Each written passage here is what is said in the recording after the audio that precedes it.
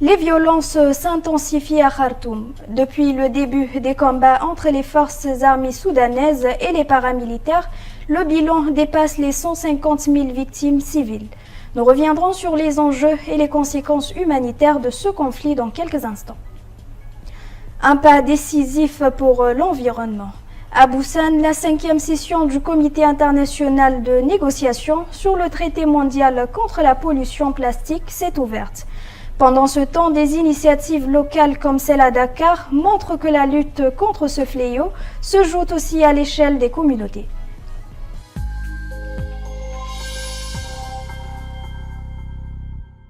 Mesdames et messieurs, bonsoir et ravi de vous retrouver sur le journal international de Tchad Info.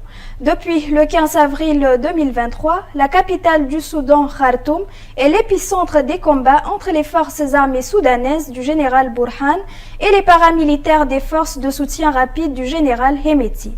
Si l'ONU continue d'indiquer un bilan avoisinant les 25 000 morts, la guerre pourrait avoir fait dans tout le pays plus de 150 000 victimes civiles dans les bombardements, les massacres et en comptant les morts de faim et de maladie. À cause des combats qui se poursuivent, il n'existe aucune statistique fiable. Selon plusieurs enquêtes menées, notamment grâce à des images satellites, tous les cimetières de la capitale sont pleins. Des fosses communes ont été creusées et des corps enterrés à même les maisons. Dans le crépuscule, des hommes armés de pioches creusent les tombes aux abords du cimetière Ahmad Sharfi, à Omdurman, banlieue ouest de Khartoum, où Sama est venu enterrer son voisin, un menuisier tué ce matin dans un quartier résidentiel ciblé des mortiers des forces de soutien rapide. Depuis ce matin, ça n'arrête pas. Au moins 7 obus sont tombés. Des enfants et des femmes ont été blessés. Mon voisin était en train de dormir sur un lit. L'obus lui est tombé dessus. Le lit a été pulvérisé et son corps démembré. On a dû le ramasser morceau par morceau. Les funérailles s'enchaînent. Le doyen des fossoyeurs, Abden Dirman, ne les compte plus. On se trouve à l'extérieur du cimetière. À l'intérieur, il n'y a plus de place. Alors, on est venu creuser là, sur ce terrain vague. Ici, les jeunes venaient jouer au foot. Maintenant, c'est couvert de tombes. Ces derniers jours, on enterre de plus en plus de morts tués par des tirs d'artillerie. Aujourd'hui, on creuse depuis la prière du matin. C'est tous les jours comme ça. On fait entre 15, 20 et 30 enterrements quotidiens. On ne dort plus, de jour comme nuit. À cause des combats qui compliquent les déplacements, la plupart des morts ne passent ni à l'hôpital ni à la morgue. Quand il y a des batailles, les morts sont enterrés là où ils ont été tués. Les gens creusent à la va-vite pour que les cadavres ne pourrissent pas et répandent des maladies. Il y en a des tonnes. C'est impossible de compter. Les maisons sont remplies de corps. À l'extérieur du cimetière, d'autres familles attendent leur tour. Au loin, les combats font rage pour le contrôle de la capitale. Après la COP 16 biodiversité à Cali et la COP 29 climat à Bakou, ce lundi marque le début de la 5e session du Comité international de négociation à Busan, avec comme espoir d'entériner le premier traité mondial pour lutter contre la pollution plastique. Une pollution bien visible dans les océans et les villes côtières, comme Dakar au Sénégal, où des initiatives existent pour tenter de la limiter.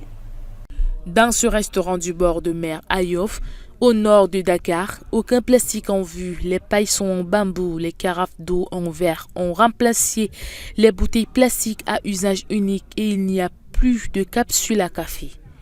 Une volonté d'Ali Diagne, le propriétaire et surfeur qui se désespère de l'état à l'océan là où il a grandi.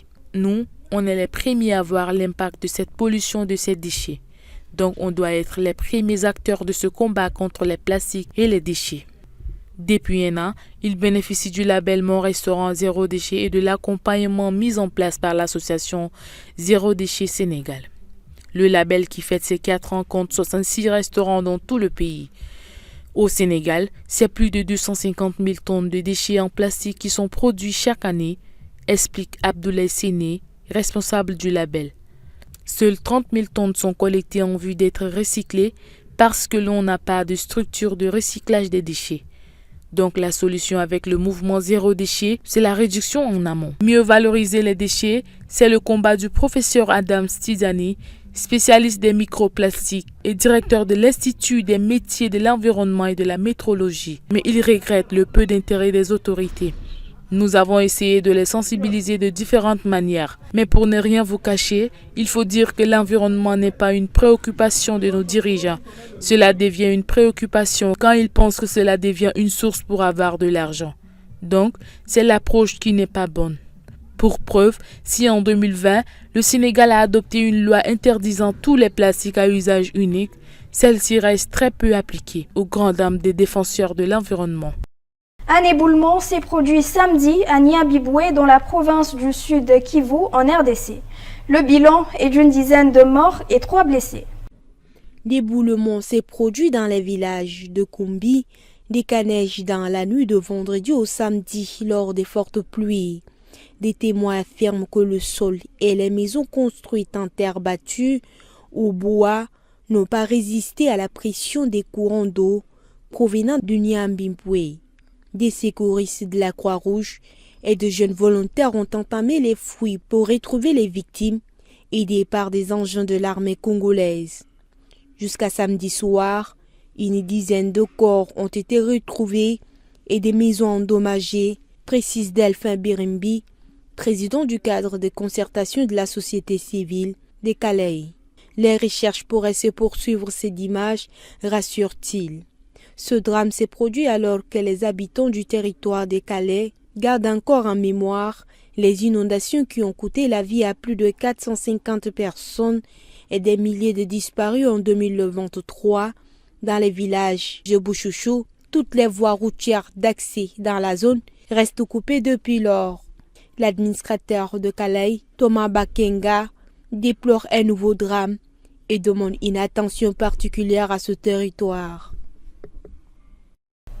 L'Union européenne a annoncé samedi avoir appelé pour consultation son ambassadeur au Niger. Cette annonce fait suite à un différend selon l'UE sur les modalités de son aide humanitaire dans ce pays d'Afrique de l'Ouest.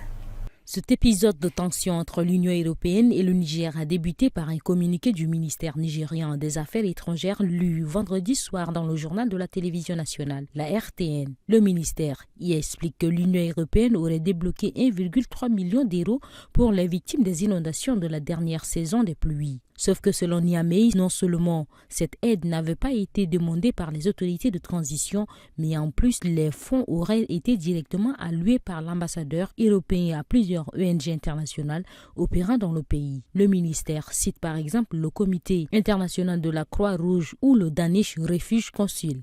Les autorités dénoncent un mépris des principes de transparence et de bonne collaboration et annoncent avoir commandité un audit pour connaître l'usage et la destination réelle des financements. Vu de Bruxelles, ces critiques sont une véritable remise en cause des modalités de gestion de l'aide humanitaire. Dans un communiqué publié samedi, l'Union européenne se dit en profond désaccord avec les allégations et les justifications avancées par les autorités de transition et assure que l'aide humanitaire est non seulement essentielle, mais apportée de manière neutre, impartiale et indépendante. Elle rappelle donc son ambassadeur à Niamey pour consultation, dénonçant l'instrumentalisation de l'aide humanitaire à des fins politiques. La sortie du Niger suscite réactions et spéculations. Des sources diplomatiques soupçonnent Niamey de vouloir gérer directement la manne européenne et de chercher à faire pression en faveur du retour de l'aide budgétaire directe actuellement suspendue. Et ce, alors que le pays traverse depuis quelques mois une crise financière sans précédent. Le candidat de l'opposition de gauche à la présidentielle uruguayenne Yamandou Orsi a remporté dimanche le second tour de l'élection, une victoire marquant le retour au pouvoir de la gauche de l'emblématique ex-président José Mujica. Sur 94,4% des bulletins de vote dépouillés, Yamandou Orsi a obtenu 1 123 420 voix contre 1 042 001 pour son adversaire de centre droit, Alvaro Delgado, selon les résultats officiels communiqués par la Cour électorale. Je serai le président qui appellera encore et encore au dialogue national pour trouver les meilleures solutions. Bien sûr en suivant notre vision, mais aussi en écoutant très attentivement ce que les autres nous disent, a réagi lors d'un discours face à ses partisans le président élu, un ex-professeur d'histoire issu de la coalition de gauche, Front Amplio. Álvaro Delgado, ancien vétérinaire, issu pour sa part du même parti national de droite que le président sortant, lui, Lakalpou, a concédé sa défaite dimanche soir. Aujourd'hui, le peuple ouragayen a choisi, c'est lui qui occupera la présidence de la République, a déclaré M. Delgado, disant saluer Yamandou Orsi au nom de tous les acteurs de la coalition gouvernementale. Ils l'ont soutenu. Yamandou Orsi avait fini largement en tête du premier tour avec 43,9% des voix, devant M. Delgado, 26,8%, qui disposait cependant du réservoir des voix d'Andrés Ojeda, du parti Colorado, arrivé en troisième position avec 16%. La victoire de Yamandou Orsi n'augure toutefois aucun signe de changement de direction, le président élu ayant promis lorsqu'il était encore candidat un changement sûr, qui ne sera pas radical. Pendant la campagne, Yamandou Orsi et Álvaro Delgado ont insisté sur la relance de la croissance et la réduction du déficit budgétaire. Ils se sont engagés à ne pas augmenter la pression fiscale et ont promis de lutter contre la criminalité liée au narcotrafic en augmentation. Yamandou Orsi souhaite développer des échanges à l'échelle régionale, quand Álvaro Delgado penchait vers des accords multilatéraux. Si l'Uruguay affiche un revenu par tête élevé ainsi que de moindres niveaux de pauvreté et d'inégalité par rapport au reste de l'Amérique du Sud, l'emploi et la sécurité ont été placés au centre des préoccupations des 3,4 millions d'habitants du pays aux 12 millions de têtes de bétail.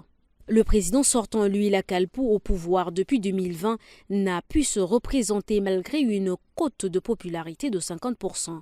Car la Constitution interdit de briguer un second mandat consécutif. Il a promis une transition ordonnée dans le pays le plus stable d'Amérique latine, avec des partis à la longue histoire, aux identités claires, malgré leur union dans la coalition et dont l'appartenance se transmet à l'intérieur même des familles. Des élections générales concomitantes du premier tour ont vu la Frente Amplio remporter 16 des 30 sièges du Sénat et 48 des 99 sièges de la Chambre des députés. Chers téléspectateurs, c'est tout pour cette édition. Merci de l'avoir suivi et bonne suite de programme à tous.